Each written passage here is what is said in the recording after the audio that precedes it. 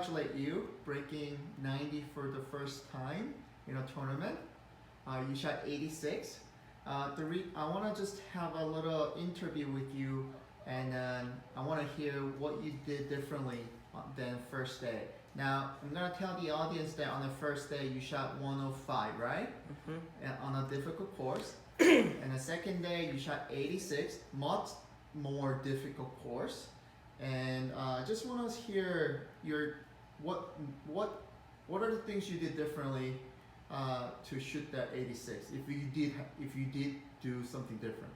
Okay, so I between the first day and the second day, I personally think that there were 7 things I did differently.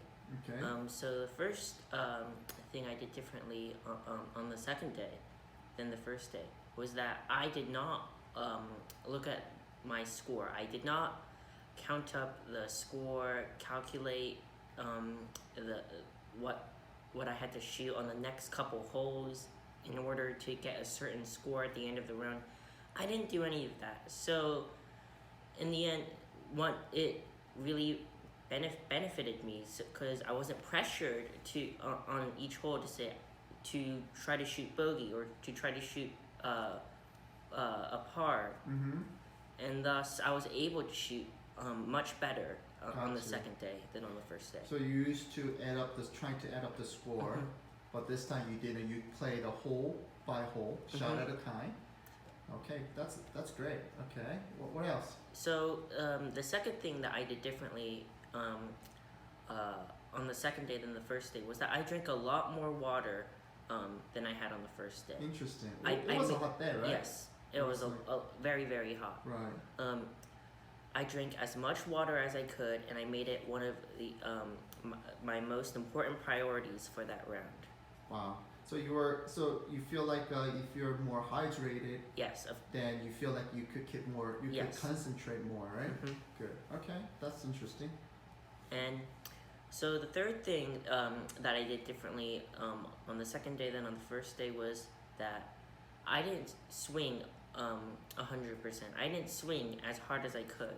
Okay. Rather, I just cared about getting it near the hole, getting it on the fairway. I didn't really swing as fast as I could because the person I played with on the second day, he swung as fast as he could on every single shot. Sometimes he would top it, sometimes he would hook it, sometimes it would go into the woods.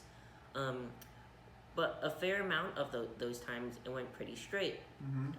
But I decided to swing only about 80 or 70% of the time, and my shots were much more accurate in the direction of where I wanted it to go. Mine went in the fairway much more. Mine hit the green much more. Mine, and essentially got where I wanted it to go. Let me ask you, when you say 70-80%, how much distance were you losing? I was only losing maybe 30 to 40 yards, which is that's a lot of yards, though, isn't it? Well, no, that was for my driver, but it was much lower for other clubs. I didn't try to swing as hard as I could. I kind of went a little easier on it. So you're trying to just play more control? Yes, being more safer. Okay, gotcha. What else? So the fourth thing that I did differently was before I even got to the golf course, when I woke up, immediately when I woke up, and also the day prior, I basically told myself that I will break 95. I will shoot better than 95. Okay. I did this in the shower. I did this during dinner. I did this in breakfast. I did this on the way to the golf course during the practicing, and I just ingrained that into my head.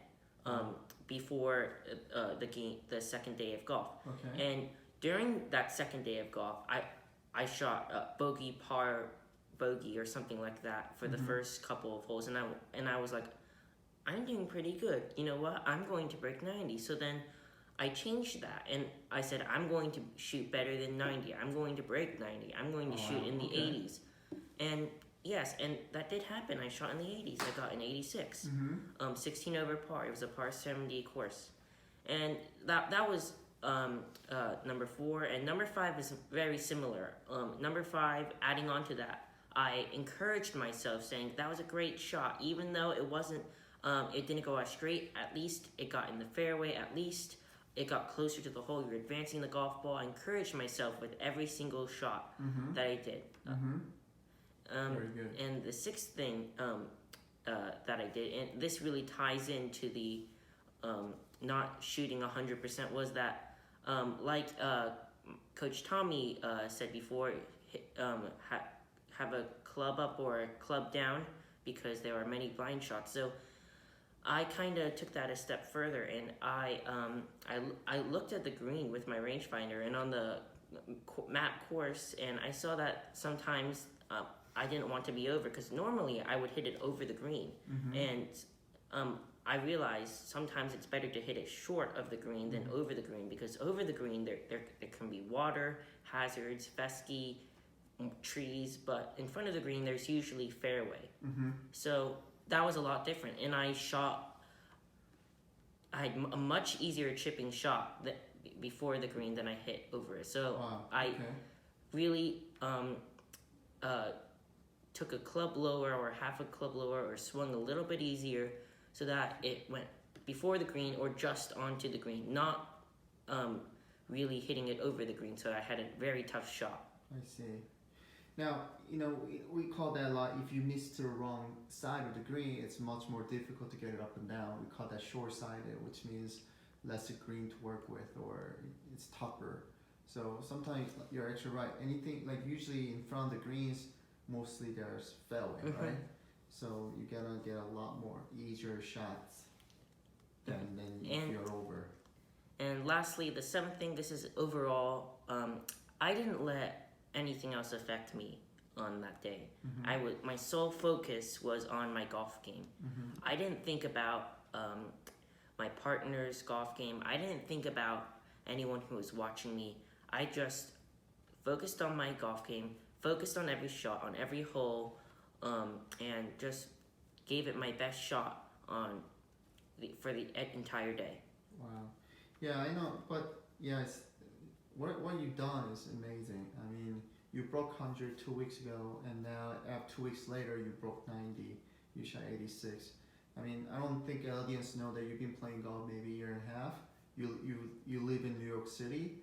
I mean, you don't have a lot of practice time, or you don't get to play as much, but you try to practice on your own at home, or you try to make your own schedule to practice, and then that's really awesome. I mean, guy living in this city to play golf and go to school, it's not easy. I know it. I think you did amazing, and the reason I want to videotape this interview was that not just for audience, but for you, because I want to show you this to you when you lose your, let's say you go out there and you shoot higher score. I want you to look at this video and think about, hey, okay, this is what I said. I want you to remind yourself what you did in the past, okay? So this is the whole purpose of that, okay? For you, Ethan, not for the audience, okay? So I think I just want to congratulate you again, and then hopefully, we can now set the higher goal. I think we can definitely achieve it. Next step is obviously you want to break 80. You want to be in a single digit. I think it's much doable. So thank you so much for the interview, and thank you, Ethan. Thank you.